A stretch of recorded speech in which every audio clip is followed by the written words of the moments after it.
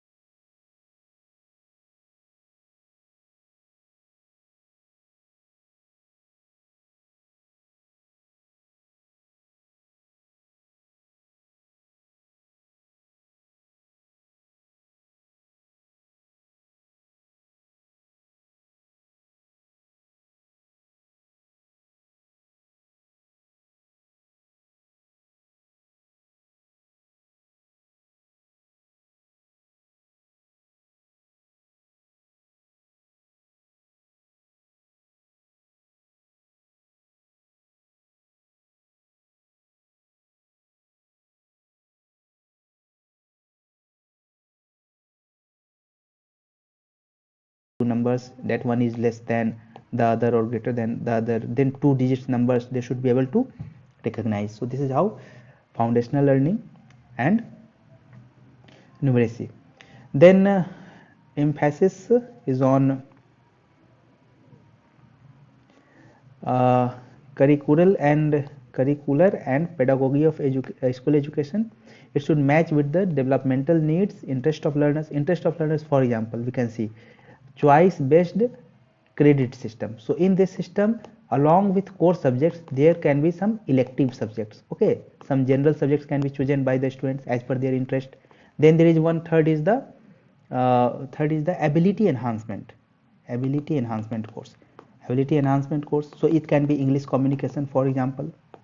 So this is how the interest of learners in this elective subjects we can see. Developmental needs, for example, the needs of 0 to 6 years. Okay, so these are to be emphasized. Okay, and the curricular and pedagogy system in education should take care of these aspects. Then higher education institutions, they are to be transformed into multidisciplinary universities. That means at the same time several streams are to be taught in these institutions. Then permitting a scope for choice of subjects to students. This is how we discussed choice based credit system. And then of course teaching, research, community engagement. How we have seen in one of the topics, we are going to study the link between education and community. So these things are being emphasized by this NEP 2020.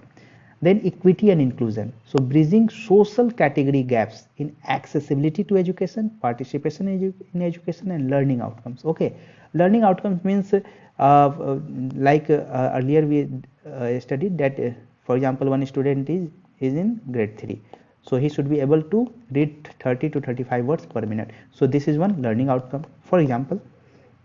Anyways, so social category gaps should be bridged. For example, SCs and STs, there are some social groups which are lagging behind in educational attainment, so that gap has to be filled. Then we have to see that there are some regions with high proportion of socially and educationally deprived groups. So that region which are having high proportion of this population, it should be declared as a special education zone. So like in biodiversity, we declare some as hot spot, and a special emphasis is given on that hot spot for biodiversity conservation. Similarly, in this case, a special education zone will be declared and a special emphasis will be given on this region. Okay, then effective governance, and one punch line is light and tight approach. Light means there should not be over regulation, and tight means effective regulation. Okay, so in this case at school level they are saying that school complexes should be developed, complexes and clusters. Then they are saying that school standards and authority has to be set up, one body at a state level. At a state level there will be school standards authority. Then reforming the school exam boards. So this is also one important aspect that NEP is suggesting. And see, school complex, what it is saying that there may be a radius of 5 to 10 kilometer. Okay, and within this radius there may be schools. Some schools may not have the laboratories, some schools may not have that quality of libraries. So it is saying that a complex will be set up. Okay, and there will be sharing of resources, teachers, that's why there will be resource efficiency. Okay, and for example there will be one secondary level school.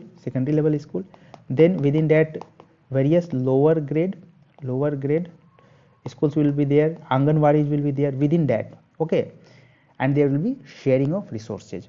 So this is how school complex concept is being emphasized by NEP. And also there will be one regulatory body.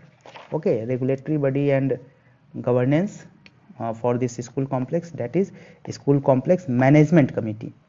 Management committee will be there. It will have members from school, that means school heads will be there, teachers will be there, representatives of local community will be there, parents will be there, and they will be monitoring. Okay, they will be monitoring, they will provide for the governance. Okay, and Then there is one more aspect that autonomy will be given. Autonomy will be given to these school complexes, and they will be setting up their developmental plans. Okay, so decentralization will be there. So this is one aspect. Then we have to see that in case of higher education, there will be one single regulator, that is the Higher Education Commission of India, and 4 verticals will be there. One vertical, National Higher Education Regulatory Council, it will be for regulation. Then National Accreditation Council, that will be for accreditation. Then National Education Grant Council, this will be for funding and financing the universities. Then General Education Council for setting up the academic standards. Okay, it will frame the expected learning outcomes for higher education. Okay, now let us see this standard setting and accreditation. We have already seen. Now vocational educational. In fact, NEP is emphasizing sufficiently on vocational education, that it should be integrated with the mainstream education, formal education, and this is how the status of VE to be raised. It is one key emphasis point, and by 2025 one target is being set that 50% of the learner through the school education, through the higher education, will have exposure to vocational education. So this is one target area for NEP. Then quality academic research. So NRF, National Research Foundation, is there to build a strong culture needed for research and knowledge creation. Okay, then use of technology is to be emphasized. National Education Technology Forum, an autonomous body under Ministry of Education, it will provide the technological inputs at various levels of education, and it will thus help in enhancing the accessibility of education for disadvantaged. For example, text to speech. So this is one use of technology to increase the accessibility of education to people like low vision people, those people who are having low vision. Okay, it will be also a platform where people will be able to share their experiences. The teachers will be able to share their experiences and improve their learning, assessment, planning, etc. Then public expenses, 6% of GDP will be spent for educational purpose, for financing quality early childhood care and education, FLN, school complex for nutrition, teacher education, etc. Then one important aspect is internationalization in education. This is also important focus point of NEP, that influx and outflux of students is to be supported. So in some Indian universities which are performing well will be able to set up their campuses in foreign countries, and institutions in foreign countries, they will be allowed to operate in India if they are performing good. And for this, a legislative framework is to be set up. This legislation will provide for regulation, governance, content, etc. Okay, then also there is emphasis on Indian language, art and culture. For example, proficiency in Indian language is being made as qualification parameter for employment opportunities. For example, in UPSC itself, we can see that there are language papers. Okay, so Indian languages are being promoted, and there is one Indian Institute of Translation and Interpretation to promote Indian language. So these are some key aspects, features of NEP 2020. So this is how topic 1 ends. Now friends, let us study about topic 2. This is assessment reforms. So today the assessment is examination driven. It is based on certain fixed syllabus and the examination at certain intervals of time. It is content heavy and it leads to rote memorization. But now focus is that the assessment should be a regular process. It should be a regular process. It should be throughout the year. It should be an ongoing process. Okay, and it should not only be confined to certain aspects of textbook and syllabus. Rather, it should also measure and assess the various skills, social skills, economic skills, and higher order skills like analytical skills, critical thinking. And that's why NEP is suggesting that there should be reform in the purpose of the assessment, the design of the assessment process. And now let us see when this will be an ongoing assessment, a regular ongoing assessment throughout the year, then the data will be generated from that. Okay, this data will help us in measuring the effectiveness of teaching strategies, that whether the teaching strategies are effective or not. Then it will also help to understand whether the schools, they are functioning as learning institutions or not, whether the students are learning and the school is facilitating their learning or not. Okay, then how the students learning needs are getting addressed, because many a times students have their own pace of learning, okay. So whether the students learning needs are getting fulfilled or not, this data will determine. This data will also help the policy makers after judging the performance of certain say socioeconomic groups like SC/STs, that whether there is need of any change in the policy or not. So this is how the data generated from that ongoing assessment is required, will be helpful. Now let us come to NEP. What NEP is saying, that there should be transformation in board examination, and there should be focus on core capacities rather than only content memorization.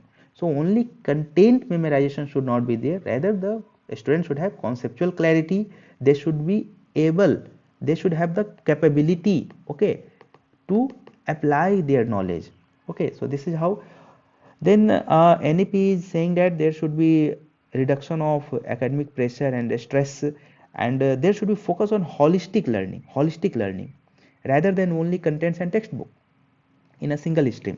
Now what holistic learning means, for example, there should be learning of skills, for example communication skills, there should be learning of values, there should be focus on critical thinking, problem solving approach, that now the students have learned some concepts, they are having some knowledge how to apply them to solve the problems.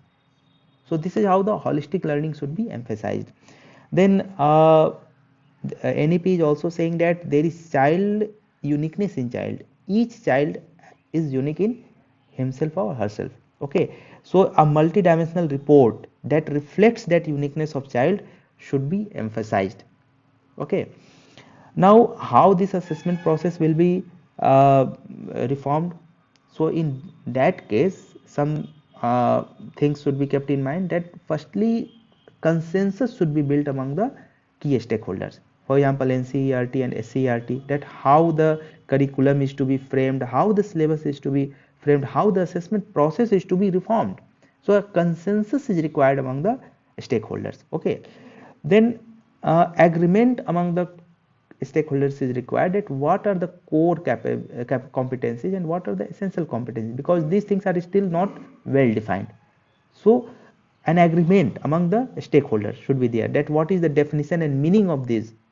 Okay, and based on that standards will be set, competency framework will be framed, assessment process will be defined, and this will help, this will give directions to the teachers, curriculum designers and paper setters. Okay, so this is how agreement among the stakeholders is important. Then thirdly, once the changes are to be brought, awareness, corresponding awareness should also be there among the key stakeholders. Awareness is also required. Then fourthly, capacity building. Once we are going to bring changes in various aspects of assessment process, so corresponding to that capacity building should also be made. For example, assessment guideline, handbooks, manuals should be prepared and given to the teachers. So this is how.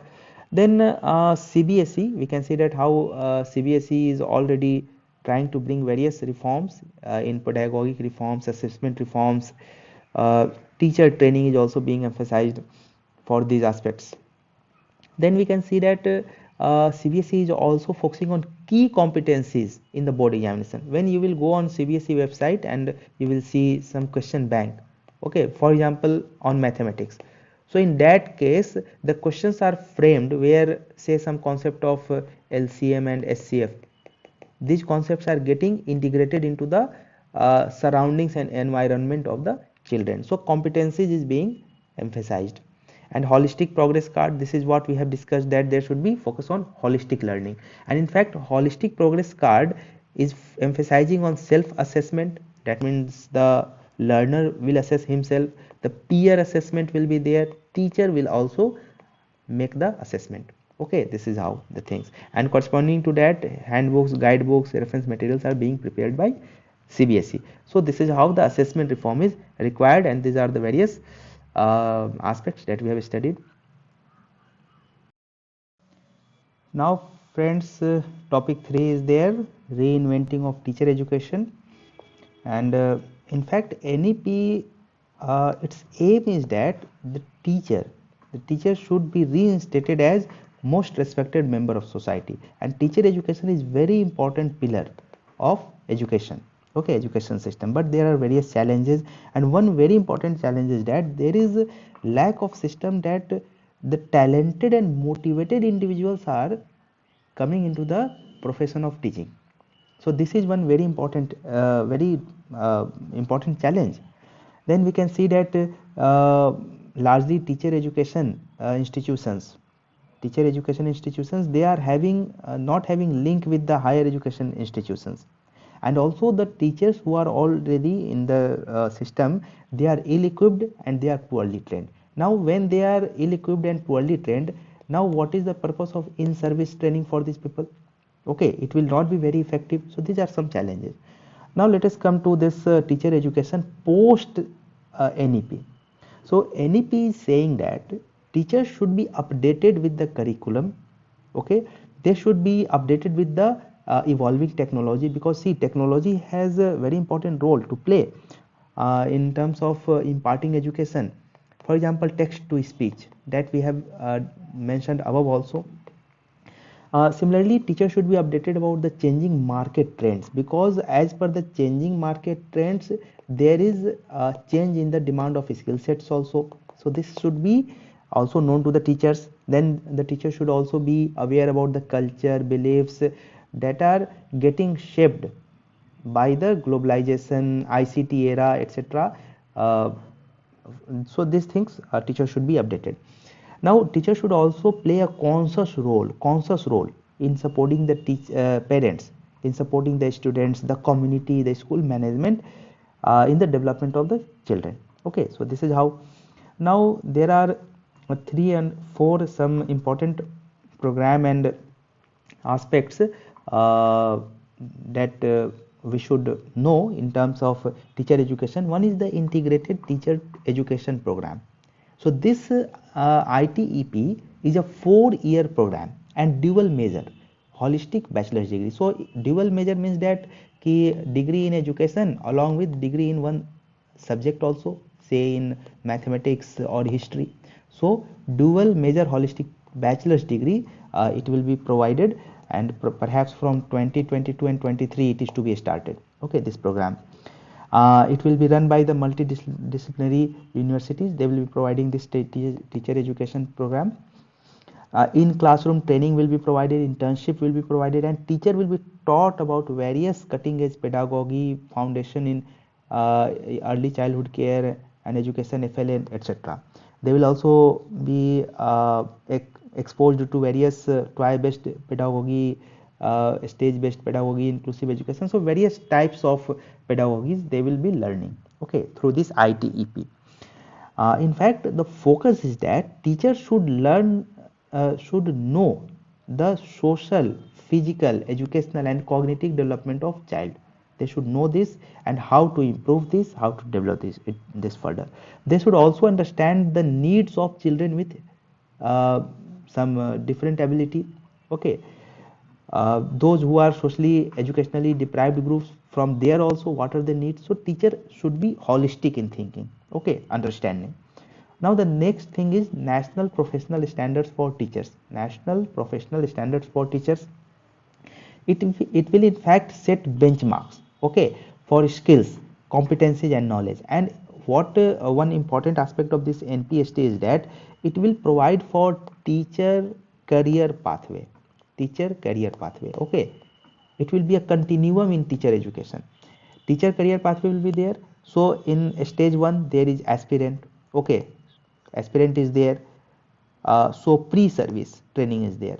Then in the first stage there will be beginner teacher, okay. Then again there will be proficient teacher, then again we will have expert teacher, and then we have lead teacher. So this is how the career pathway for teacher will be now created. And for each career pathway, for each of these four, okay, there will be a different level of expertise required, different level of experiences required, competencies required, okay. And this career promotion will be linked with the financial incentives will be also there, career promotion will also be there, okay.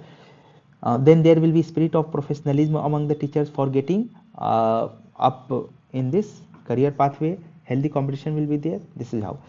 Now see, this NPST will be providing modules online, offline, okay, and it will help the teachers, it will assist the teachers in service training also, okay, in service training also, to gain domain expertise, deeper understanding of new pedagogy. So this is how this NPST is also one very important aspect. It will set the standards for various career aspects of career steps of the teachers. Now let us come to this national mission for mentoring. So in this case, there will be a pool of outstanding senior and retired faculties, and they will be providing mentoring. So mentoring means that there is some sort of formal and informal transmission of knowledge. For example, in classrooms, when we interact with teachers, teachers act as mentors, okay. Then there is support for work, career, professional development. So various types of experiences that these people will be having, they will share these experiences with the teachers, the newcomers. Then there is continuous professional development. 50 hours each year will be required, continuous professional development. So what it will be doing, it will be covering the latest, okay, latest pedagogies regarding FLN, regarding what will be the formative assessment. So various new changes that are being brought. So each year 50 years of training will be given to the teacher, so that they will keep themselves updated, okay. Similarly, one more aspect is that NCERT, in collaboration with some states and UT's autonomous bodies, they have initiated NIShtha, National Initiative for School Heads and Teachers Holistic Advancement. So in fact it is a training program for different stages of school education. From teacher becomes head teacher becomes principal. So for all these three roles, okay, training will be provided through this NIShtha. And one more important aspect, that pre-service training, in-service training for the teachers, they really give good learning outcome. That's why teacher education is very important. Now friends, let us study topic 4. This topic 4 is scaling youth for future. This topic relates with vocational education and emphasis of NEP 2020 on this vocational education. Already emphasis was there on this vocational education since 1986 itself. Then there was centrally sponsored scheme also for vocationalization of secondary education. So this is the history, and we can see that there are various skill courses, 62 skill courses across sectors like agriculture, electronics, construction, IT enabled services, tourism, etc., where vocational education is being imparted, okay. Now NEP 2020, it says that the aim of education should not only be the cognitive development, rather it should also focus on character, values, and also on creating 21st century skills. And in this 21st century skills, there are many aspects such as critical thinking, problem solving approach. Then we have digital literacy also. So one example can be artificial intelligence. So this can also be one area, one sector where vocational education can be imparted.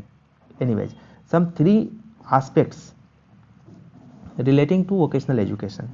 One is that there is perceived social hierarchy that is associated with vocational education. That means vocational education is less than mainstream education, formal education. So this is categorized as less than, and that's why those from the lower strata of the society, they are going to this vocational education. So this is perceived social hierarchy, one challenge. Then after this vocational education, after 12th, there is no vertical mobility. So this is one important challenge. Then also there is no integration of vocational education with the mainstream education, and therefore NEP is saying that we should focus on integrating vocational education into school education and higher education also, okay. And they are also that's why fixing one target, that 50% of the learners, as we saw in topic 1 itself, that 50% of learners who are going through school and higher education should be exposed to at least one vocation by 2025. So this is one target, okay, regarding vocational education. Then also promoting locally relevant skills. So this is also being emphasized by NEP, that the locally relevant skills should also be integrated into vocational education. Okay. Now child at the core, children should be put at the core in terms of this vocational education. So various stages have been defined for introducing vocational education. One is that at upper primary level, at this level only exposure to the vocational education will be given. Exposure, that means people, children will be told about various vocational educations, and there will be some focus on orientation to skills. And when these children will be exposed to various vocational education opportunities, they will be able to make informed choices in higher education. Then comes this second stage, that pre-VE. At 6 to 8 class there will be activity based teaching and learning. So now hands on, okay, hands on experience will be given to the students. Okay. Then at secondary and senior secondary level, we will see that there will be national skill qualification framework compliant vocational education is there. For example, as elective subject we can see various vocational education. And also state governments are advised by NEP that we should be brought at par with other academic subjects. That's why the social hierarchy, the perceived social hierarchy should be done away with. Also employability skills should be made a mandatory part of vocational education. For example, communication skill, this is very very important. Okay, ICT related skills, green skills. Today focus on green skills because of focus on sustainable development. So these should also be made part of vocational education. Okay, so this is how. Now let us see adaptability. So how to adapt these ideas, this vocational education. Integration of V in all schools at HEI. We have seen already the target to be achieved by 2025. Then mobility between general and vocational education. This is very much required because we have seen that in topic 1 also, choice based credit system, and in that there will be one core subject, then there will be elective, then there will be one third also that we studied there. So this elective subject, here vocational education can be given. Okay, and from here credit will be earned, and through that the degree will be earned. So this is how through this credit based system we can see that this mobility between vocational education and general education can be achieved. Now let us see convergence and coverage. So under Samagra Shiksha, many new schools are being opened, they are being approved for vocational education. Then hubs and spoke model, fund for hubs. In fact, hubs and spoke model. So this is how the model is. One is the hub and then other is a spoke model. So this is also being emphasized for this vocational education. Then technology based solutions will be there for skill education. Technology based solutions, for example, we can see that videos, okay, graphics, they can be used to simulation. This can be used to impart skill. Similarly, there is AI for all, one initiative that is providing online program for AI skills, artificial intelligence. This is very important because artificial intelligence is an emerging area. Now state capabilities, because states should also be capable. So in that case we can see that Pandit Sundarlal Sharma Central Institute for Vocational Education is there, NSDC is there, Sector Skills Council is there. So these are some institutions, agencies at national level which can impart this vocational education. Then at state level also, okay, there is a State Council for Vocational Education and Training. Okay, this is one institution, and its subordinate DIET is also there. Okay, so what is the purpose of this SC State Council for Vocational Education and Training? And that they will be trying to identify the locally relevant courses. So those skills which are at local level and they have their significance.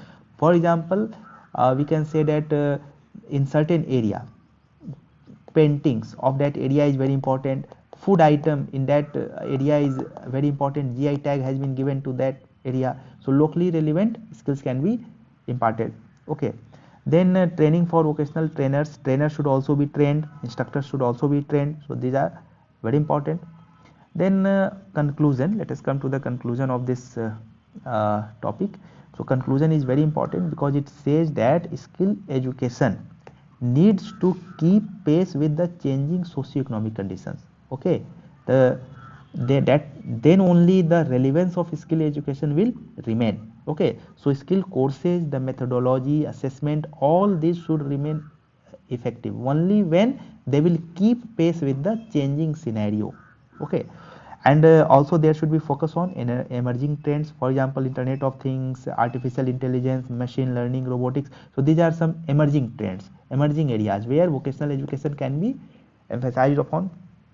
Okay, then on some future skills also, cloud computing, additive manufacturing, augmented reality, virtual reality. So these are emerging areas, future areas where training education, vocational education can be imparted. Okay,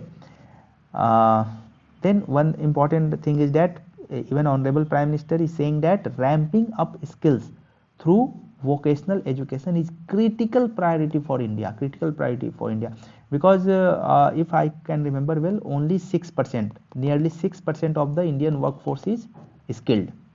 But when we see South Korea, 97% of the workforce is skilled. So this gap in skills of the workforce, it is very much bigger, and that's why ramping up this vocational education is important. Now let us see topic 5. In this topic 5, we are going to study about quality education for all, and there will be so much repetition also in this topic. Anyway, when we talk about quality, okay, so quality of education, it means the quality about the systems, the education systems. So when we talk about education systems, it includes the learner, the teacher, the environment in which the education is being imparted, the curriculum, the pedagogy, learning outcomes, the various assessment processes. So all these things constitute the education systems. Okay, the infrastructure, physical, the teachers, learners, and the environment, everything. And the quality means the whole system. Okay, the whole system should be taken care of. Okay, for example, when there is quality of education, it means there should be equity and inclusion. The diverse needs of the children should be met. For example, SC, ST and minorities, differently able, they are having different needs, and their needs should be taken care of. This urban divide, digital divide, regional disparity, this should be addressed. Okay, rural urban divide. Then there is Right to Education Act, and in fact in that act one academic authority has been provisioned. This will lay down curriculum and evaluation process. Okay, so this curriculum and evaluation will focus on imparting values of constitution. It will try to build the knowledge, talent, imparting the skills to the children and the all-round development of children. So this is how the focus of this RTE Act is also, that there should be learning through activities, discovery, then instruction should be given in the mother tongue of the children. There should be continuous and comprehensive evaluation. So this is how this RTE tried to emphasize on quality of education. Okay, now see what are the challenges. So one challenge is the gap in the learning outcomes. For example, for grade 3, we have already seen that for grade 3, if 30 to 35 words per minute, okay, can be read with comprehension, then we say that okay, the learning outcome as required for grade 3 is there. But there is too much gap. Children, they have passed grade 3, they are in grade 4, grade 5, but still they are unable to study 30 to 35 words per minute with comprehension. Okay, so the gap is there in learning outcome. Similarly, there is no clear understanding and definition about these terms, that what would constitute learning outcome among the key stakeholders, the teachers, the parents. They are themselves not knowing what is the meaning of learning outcome for a given class, for a given level of schooling. Then we see that teachers are lacking skills, they are lacking motivation. Then there is ineffective school leadership. Okay, so the school management, the those people who are in this education sector, they are also not very much taking initiative. Okay. Then comes NEP 2020. So NEP 2020 says that the education should be learner centric rather than teacher centric.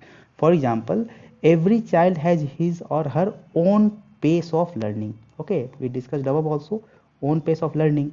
So imparting education and the learning process should be seen from the perspective of the learner rather than from the side of the teacher.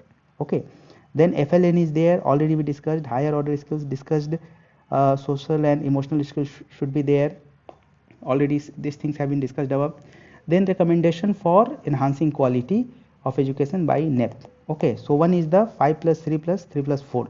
So 10 plus 2, it will give to 5 plus 3 plus 3 plus 4 model. Okay, of structure of pedagogy and curriculum. So 5 means foundational stage will be there. It will be play based. For example, students and the children playing with shapes like A, shapes like B. Okay, alphabetical shapes are there. So this is there. Then preparatory stage is there for class 3 to 5. So play is there, activity is there. Then interactive classroom is also there. Students, children, they are able to interact with the people, they are able to describe their body features, physical features. So this is how interaction is there. Then there is middle stage for 6 to 8, experiential learning is there. For example, in case of science, laboratory is there. In the laboratory they learn various things. Okay. Similarly, secondary stage is there, that it will be 4 years. It will be multidisciplinary. It will focus on critical thinking. Flexibility will be there, choice of subjects will be there, and that's why there is the concept of choice based credit system. Okay.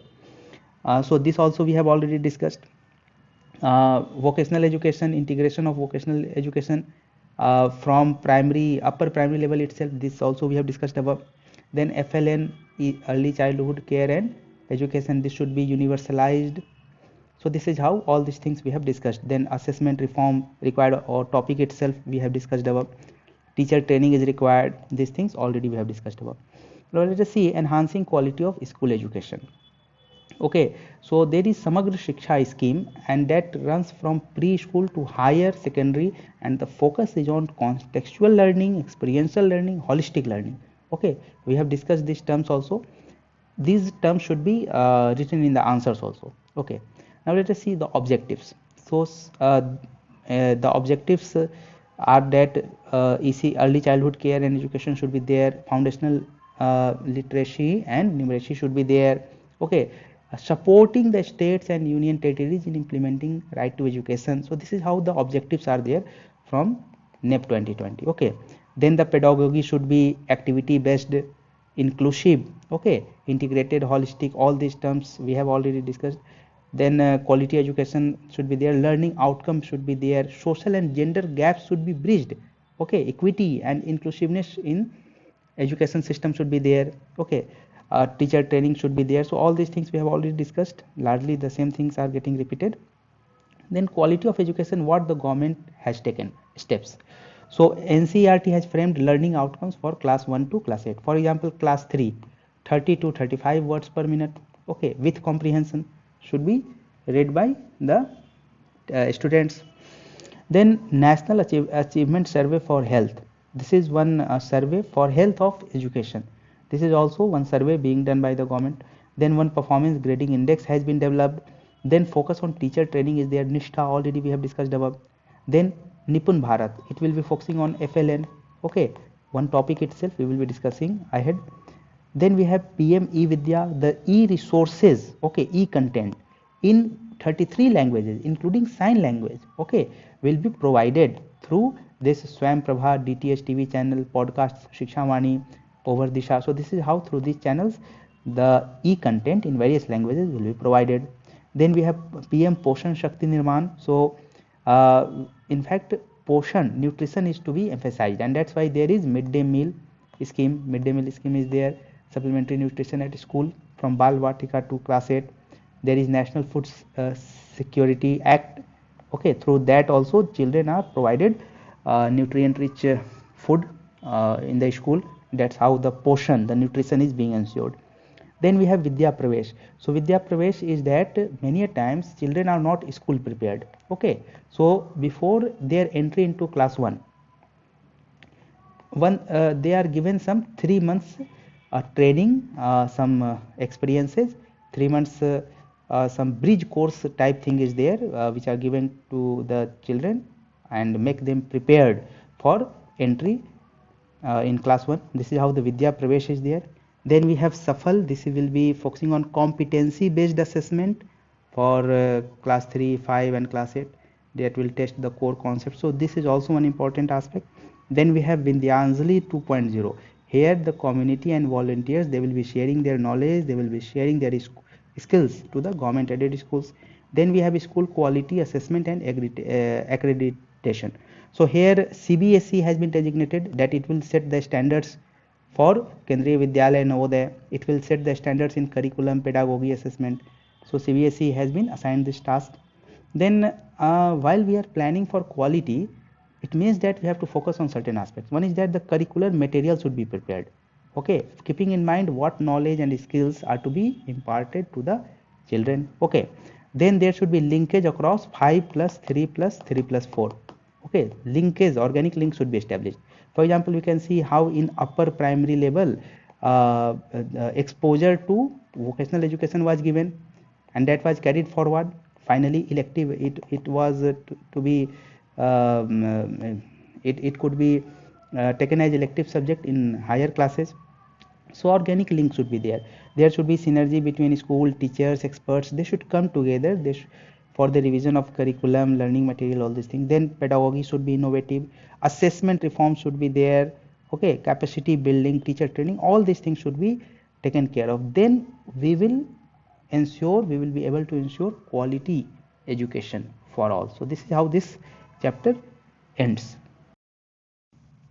Now friends, let us see topic 6. In this topic we are going to study about equitable and inclusive education, and the context of this topic is that the schooling system should take care of the needs of children with disabilities. Okay, and there should be equal participation and inclusion of children with disabilities in early childhood care and the mainstream schooling from foundational to the higher education. So mainstreaming the persons with disabilities, the children who are differently abled, so they should also be made a part of the mainstream schooling. So this is the focus. Okay, for example, accessibility in current NCERT curriculum, what we have seen that there are textbooks which are not only printed but also they are in digital mode also. There is many times in digital mode we can see text to speech. Okay, so text to speech, when the text will be read by the system itself, by the computer or the laptop or mobile itself, then the persons who are having low vision, they will have accessibility to the content. Okay, then diagrams are there in braille.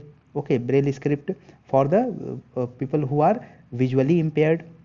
So this is how the accessibility of the content will be increased. Okay, secondly, the inclusive ideas will also be included in the textbooks, and they are getting included. In fact, for example, in textbooks we often see that there are stories. Okay, and in NCERT books we often see that there are children in the stories, in the chapters, and these children are from various diverse background from the society. Okay, so this is how they represent some people who are from different socio-economic backgrounds, and that's why such things dilutes the stereotyping and the discriminatory attitude among the young children who are reading those stories, who are reading those chapters. Okay, then there is one Barkha reading for all. This is one reading material and for the children, and this is also in fact available in print version and digital version. Okay, braille script is also being used in that Barkha. Then we see that there are multi-sensory experiences to readers. For example, auditory. Okay, so voice is there, visual, so people can see. This is how, for example, each story begins in digital version, So in digital version there is audio video introduction, okay, and simultaneously there is sign language also being used. So those people who understand sign language will be able to understand that story also, okay. And then children begins imagining, thinking about the story. So this is how the reading material, the contents, the materials are being made accessible to the children who are differently abled, okay. Then NCERT has also collaborated with South Korea, and they are also trying to develop, okay, that how to make the these contents more and more accessible, how to prepare different types of audio tracks, videos, and include the sign languages, okay. So this is how. Then e-content for accessibility, we have to see that some aspects are there. One is that they should be perceivable via any sense. For example, text to speech, okay. So it is one way. It will be perceived through ear by hearing the things, okay. Then operable, that means the student should be able to control the content. They can use the content as per their ability and convenience. Then they are able to understand the content, so the content should be understandable, and it should be robust. That means it will be it may be available on various devices, whether on mobile, on or tablet or laptops, etc. Then we can see that NCERT has also brought handbooks for teachers, that how to practice inclusion in schools. For example, there is one handbook about children who are having autism and spectrum disorder. This is some sort of mental disorder. So children who are having this mental disorder, how to deal with those children. So this is one handbook provided by NCERT, okay. So this topic in fact focuses on making the education system accessible to those people who are differently able, okay, and technology is being used. So this is what the gist of this topic. And inclusion in education is a process. It is a process. It will take time. It will take the efforts of various stakeholders to come to give some good fallouts, some good outcomes. And that's why the responsibility of teachers, educators, policy makers, administrators, governments, all these stakeholders, they have the responsibility that schools should be made accessible for all, okay. That's why there should be equitable and inclusion, okay, inclusive, equitable and inclusive education in India. Now let us see topic 7, Nippon Bharat mission. And in this topic the context is that there should be focus on foundational learning, because foundational learning forms the basis for academic development in future, and when there is academic development it will lead to better life outcome, higher economic growth. And that's why there is Nippon, National Initiative for Proficiency in Reading with Understanding and Numeracy. The vision of Nippon is that there should be an environment for facilitating universal acquisition of foundational learning and numeracy. That its vision is that every child should achieve desired learning competency by grade 3. Competency in what? Competency in reading, writing and numeracy, okay. So this is how the vision is about foundational learning as per this Nippon. And corresponding to that, national curriculum for ECC is being developed by NCERT, and that will be followed by, of course, Anganwadi primary school, and it will focus on play and activity based learning. So this is also important. Now let us see, Nippon is trying to, in fact it is emphasizing on making learning holistic, integrated, inclusive, enjoyable and engaging. So there are some important goals, that there should be focus on good health and well-being of the children.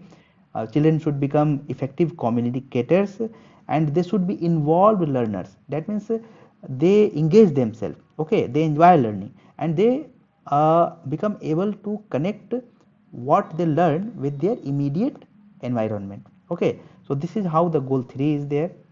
So there are various goals to be achieved as per Nippon, and for each goal competency has been identified. So what this competency means? It means that what children will know, what they will be able to do, and what they will be able to demonstrate once they have completed a given course. So the competency achieved after completion of that course means that what children will know, what they will be able to do, and what they will be able to demonstrate. And this competency is measured through learning outcomes. Let us see one example, that one competency that is to be achieved, okay, the child demonstrates awareness of self.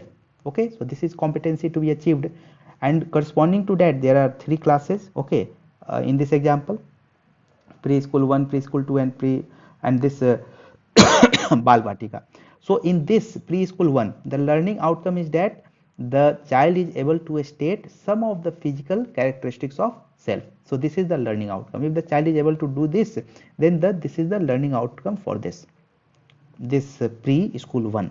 Similarly, learning outcome for bal vatika is this. So through these learning outcomes, the competency is measured. Okay, so this is how we have to understand. Then there is lakshya suchi.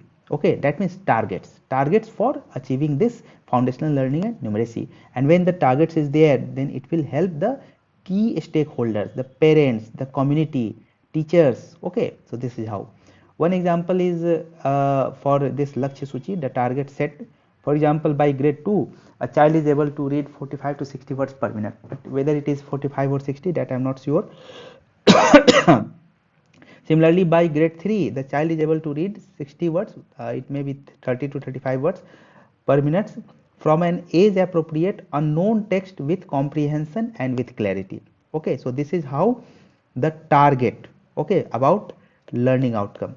Okay, lakshya suchi. Then we have Vidya Pravesh. Vidya Pravesh, in fact, many a times quality ECC is not available to all the children. Okay, and in that case, children may not be prepared to enter the school. That means school preparedness may not be there. School preparedness may not be there. They may not be directly admitted to grade 1. That's why NEP 2020 recommends a 3 months activity based school preparation module. Okay, so this 3 months bridging course, something like this, okay, will be provided to the children, and they will then enter to grade 1. So this is how Vidya Pravesh, that means introduction to education, will be to these people who are deprived of ECCE. Then assessment for learning. So Nippon Bharat, because it emphasizes on critical thinking, scientific temper, activity based learning. So because of this, it will dilute the rote memorization concept. Okay, and when there will be dilution of rote memorization, there will be more focus on critical thinking, problem solving approach. Then it means that Nippon Bharat will be promoting the 21st century skills that is emphasized by NEP. We have seen in the above topics. Then comes aim of education. So the aim of education is that the learner understands what has been acquired. Okay, what they have learned, they should understand, and then they should be able to apply that knowledge in problem solving, in decision making. Okay, they should be able to connect their content, their understanding, their knowledge to their day-to-day life. For example, when we will go to CBSE website, as we discussed in one of the above topics, then question bank on mathematics. When we will see this question bank on mathematics, perhaps for 10th class, then there is SCF and LCM, highest common factor and least common multiple. So this concept of mathematics is integrated to some environment in the vicinity of the children. Okay, so in that environment, in the vicinity of children, how these concepts are going to be applied, such scenarios, such questions are created. Okay, that means the knowledge attained by children will be applied to solve the problems in their vicinity. Okay, now let us come to this school based assessment. So this is also very important, school based assessment. The teachers will be assessing children. It will be a continuous process, and in that process teacher will be consulting and discussing with the parents also. Okay, so in fact the teachers will see how the classroom transaction is going to impact the learning outcomes of the children. Okay, it will be focusing on day-to-day observation. For example, the body language of the students, the behavior of the students, what are their weak area, what are their strong areas. Okay, and that's why it will be emphasizing on the overall learning process. So this is how. Then it will also document the outcomes achieved. Okay, the outcomes achieved, the learning outcomes that has been achieved for a given individual, for a given child. Okay, so this is school based assessment. Then in the school based assessment there is peer based assessment also, there is self assessment also. So the child will be assessing himself, peers will be assessing the child, so it will help in finding out the weaknesses and the strengths of the children. Okay. Then there will be focus on health, nutrition, games, learning, see behavior in the classroom, all these things. That means holistic approach will be there. Then there is a national achievement survey. It will be assessing the health of the education system. Okay, this survey will be focusing on this education system, how it is working. Then one more important aspect is that there should be participation of the stakeholders. This participation of stakeholders, we have emphasized above also, that the parents, the community, they should come together. Okay. In fact, when community and the parents they come in the process of this imparting education to the children, then they also make the local context, the local culture, local language an integral part of children's education. Okay, child will be learning the local context, the local culture also. So this is how the involvement of parents and community, it gives good outcome. Okay, so this is how this topic comes to an end. Now let us see topic 8. In this topic 8 we are going to see the relationship between education and communities. In fact, there is two-way relationship between both, and we can see here that community through the monitoring committees, they take the ownership of the schools, they monitor the functioning of the schools, the governance of the schools. Similarly, there are educational institutions which work with the communities through programs like NSS, NCC, and they serve the communities when there is need. NEP in fact says that the institution should be given flexibility and autonomy to design and develop programs which have utility for the society. So this is one focus area of the NEP. Then we see that there are evidences that show that when village schools, they are being monitored by the local community, when the local community participates in the functioning of these schools, then they function very effectively. Okay, that's why the participation of the community is very much important. And NEP is suggesting that there should be a public education system. Okay, and it should have community participation. There should be philanthropic efforts also. As far as this complex and cluster is concerned, we have already discussed above. See, one more thing. NEP is suggesting that the school should function as Samajik Chetna Kendra. Okay, school has infrastructure, and that infrastructure should be utilized for various social, intellectual, volunteer activities for community. For example, yoga can be organized there. So this is how Samajik Chetna Kendra, the schools should serve as Samajik Chetna Kendra also. Then there is emphasis that there should be bridging of gap between the theoretical concepts and the practice. In fact, education loses its meaning when it is not able to identify the problems of the society and solve those problems of the society. Okay, that's why NEP is emphasizing that the university and colleges should become multidisciplinary institutions, and they should bring courses which serve the societal needs. Okay, choice based credit system already we have discussed. Then we have this learning should be made broad based. For example, courses which have practical utility for the society, okay, such as in areas of community service, environment, sanitation, such courses should be introduced, should be brought. Focus should be on value based education. Life skills should be taught.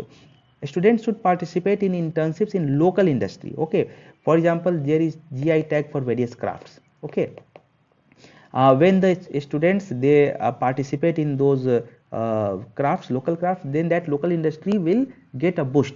Okay, it will get promoted. So this is how. Then directional efforts. UGC has developed one framework and guideline, and that emphasizes on community engagement in higher education institutions. This gap is somehow there. Okay, this gap has to be bridged, and for that the guideline has been brought by UGC. Similarly, Unnat Bharat Abhiyan is there. This is how Unnat Bharat Abhiyan, and the students, they are to be connected with the rural communities. So courses and curriculum will be brought which will engage students with the rural communities under this Unnat Bharat Abhiyan. So this is one important aspect. Then this Mahatma Gandhi National Council for Rural Education. Okay, it is running massive online open courses on social responsibility and community engagement. So this is one area where courses are being provided online.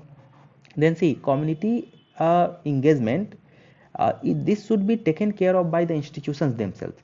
Of course the government is taking various steps, for example this, but the institutions should also incorporate in their vision, mission and objectives service to the society, okay, because they are an integral part of the society and they draw the resources from the society. Therefore they should contribute knowledge to the society and serve the purposes of the society, solve the problems of the society. The institutions should themselves become proactive, okay. Now let us see topic 9, recruitment, training and assessment of teachers. NEP is recommending that there should be a strengthening of teacher education and training. Their subject knowledge should be evaluated, their competencies should be evaluated. This is the emphasis of NEP. Now there is scarcity of teachers, and that's why NEP has given the concept of this school complex, and there would be sharing of teachers resources across the cluster of the schools. Then rural posting is being emphasized, and for this incentives like local housing, merit based scholarship to rural teacher is being focused on. Now one more very important aspect, that NEP is envisaging that the local eminent person and experts who are having knowledge, expertise in the local crafts, local arts, traditional arts, they should be appointed as master instructor, okay, and this will help in preserving and promoting the local language, local knowledge and profession, okay.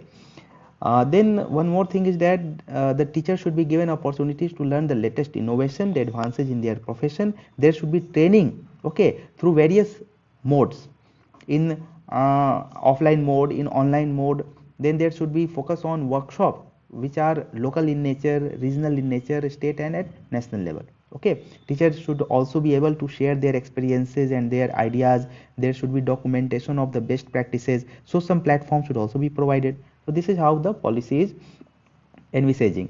Then training should be customized, continuous and practical. See, training as of now is based on the philosophy of fit for all, but India is a diverse country, and that's why we need to give tailored training. And training should focus on various factors like rural area, urban area and tribal area. All these areas have different needs. The children there, they have their different needs, and that's why the training of the teacher should also be different, okay. And the training should be more practical, more opportunities should be given to practice, to polish their skills, to receive feedback, and there should be focused training, result oriented training should be there, and the training should also be ongoing. That means follow up system should be there. After getting trained, when the teacher goes to teach, and if he or she finds any difficulty, then assistance should be given, okay. This is how. Then one more thing the author is saying, that there should be independent training wing. As of now we see that teachers are training the teachers, but the author is saying that there is need of professionals to train the teachers, and there should be a separate training wing that should be created, okay, and that should be run, that can be run on PPP mode also, public private partnership mode also. Then one more aspect is evaluating teachers.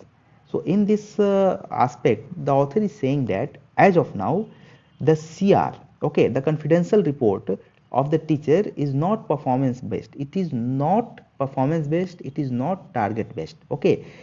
It does not give weightage where we see that what has been the efforts of the teachers and how they have contributed to the children's learning ability, okay. So these things should be brought in their CR also. Teachers performance should be measurable and increments should be based on performance. So these are some suggestions from the side of the author, okay. Now let us see topic 10, teach them young. This is the last topic but very important topic. NEP says that over 85% of the child's brain development, it occurs before 6 years. So 0 to 6 years, this age is very much important.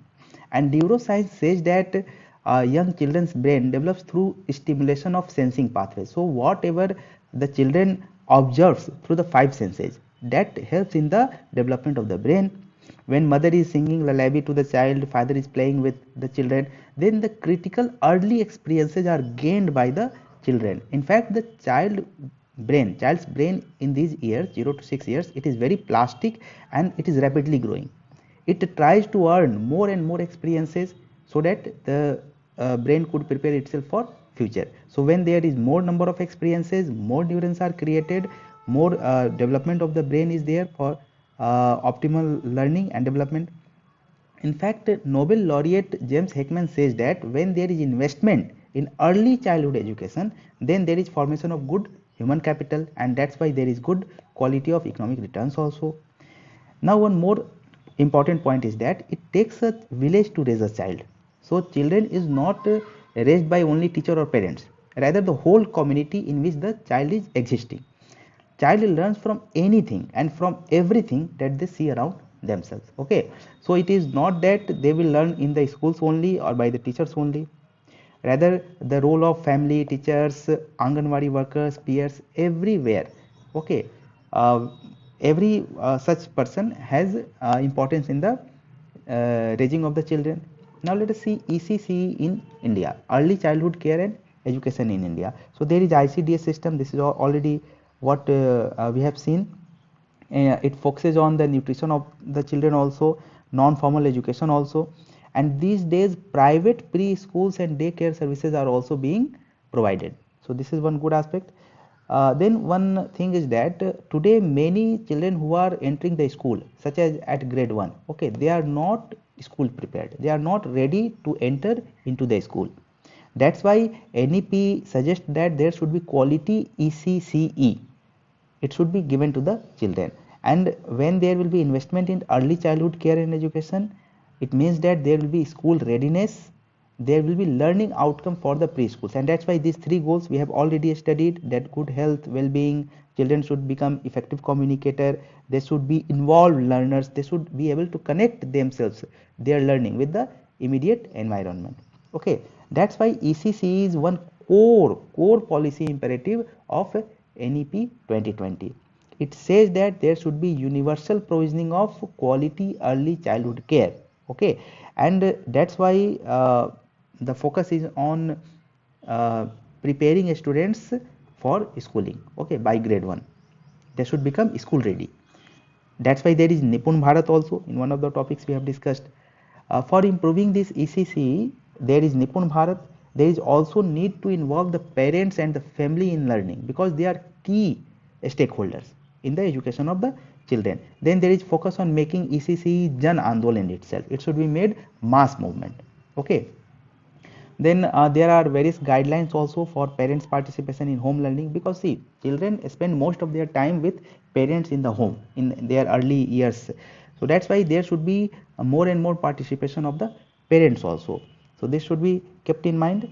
And that's why Robert Havighart, in his book Human Development and Education, he speaks about teachable moments. Okay, teachable moments, when the students are immersed in activity, when children are learning the things. Okay, so these teachable moments should be identified and should be emphasized upon. For example, to encourage the children to observe the flowers, the plants, the trees, insects in their local environment. So when they are observing these things, they are also learning. This is the teachable moment. Okay, and in that aspect parents play very important role. Okay, that's why we should empower these caring adults, these adults who are providing care to the children, they should be empowered. For example, in local language,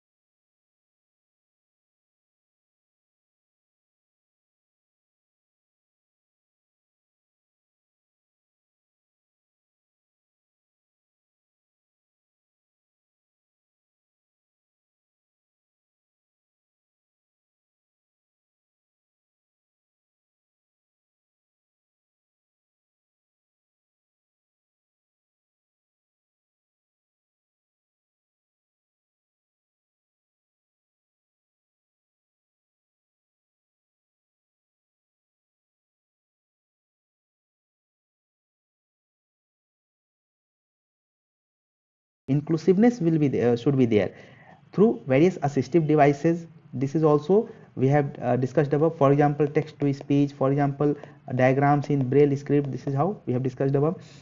And support to teachers should also be given so that they are able to identify the learning disability and accordingly they are able to plan for their mitigation. That's why the teacher training is also very much important. So this is how we come to an end of our discussion. Please give us your feedback. Thank you so much.